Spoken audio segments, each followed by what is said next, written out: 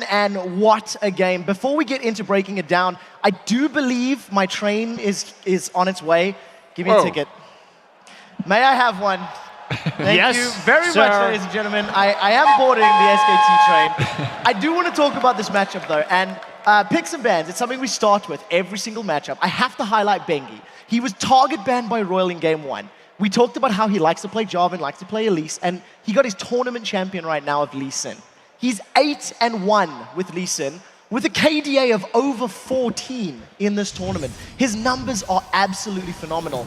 And in this game, Royal gave away Zed and Jax and Lee Sin. Like, it's something you can't do. I was talking about before, like, I don't know why they're banning at Bengi, because he does play all the high-priority junglers here.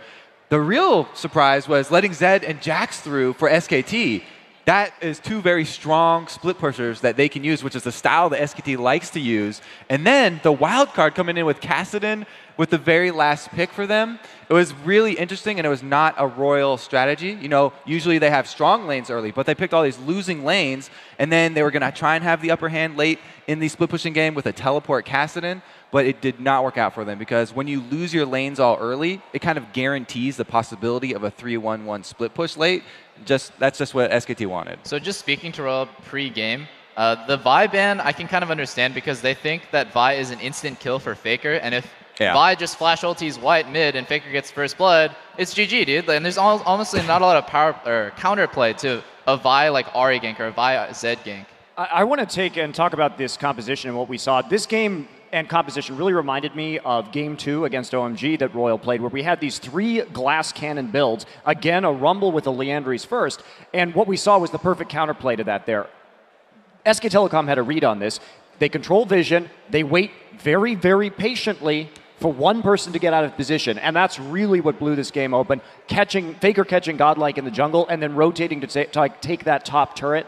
I mean, it was just pedal to the metal from there. That's true, but earlier in the game, you have to say, SKT didn't play it flawlessly. They didn't. Grouped up for a team fight at 16 minutes instead of just split pushing. And that's where Royal got back into the game, because they've got the team fighting team. Tabe flash ulti, the crescendo, almost got them back. Because you're cutting into my job now. Because this is actually something that we've prepped. It is a replay that we're going to pull up onto your screen right now, guys. As you've already highlighted, it was actually the saving grace that pulled Royal back into this game. And if it wasn't for getting caught out later, maybe could have turned it. Krepo, talk me through the replay and you know what Royal did right and maybe what SK did a little wrong. So Royal got into this position because they lost all their pressure early. As we said, they had this very roam-heavy side, roam-heavy game rather on both sides. Their answer, they tried to do that with Kassadin with teleport, didn't really work, so they're behind. But this is what Mundi said. They have this triple threat comp, really squishy, and in a team fight, basically what they want is Lucky to go in, draw all the aggro, and if he somehow gets blown up, he does his job, because if they're getting lucky, then 3 threats are alive and they're just going to ravage the entire team. If we roll this clip, we see exactly what happens.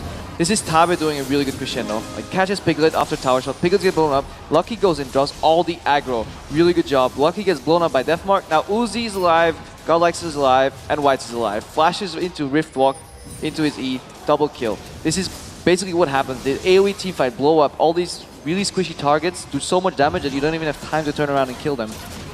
This is what basically got them back into the game, and if this would happen to be a repeat process, maybe they could have won the game. But in the end, we have to realize SKT is a really strong team, and they don't make a mistake twice.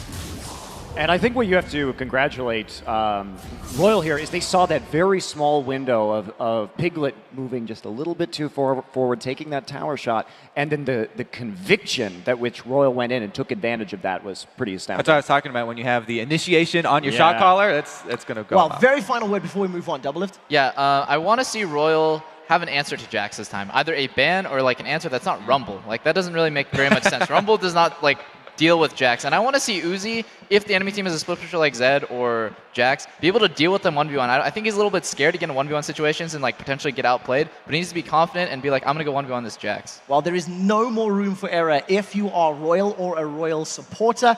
They are down 0-2 in the series. And we're going to take a quick break from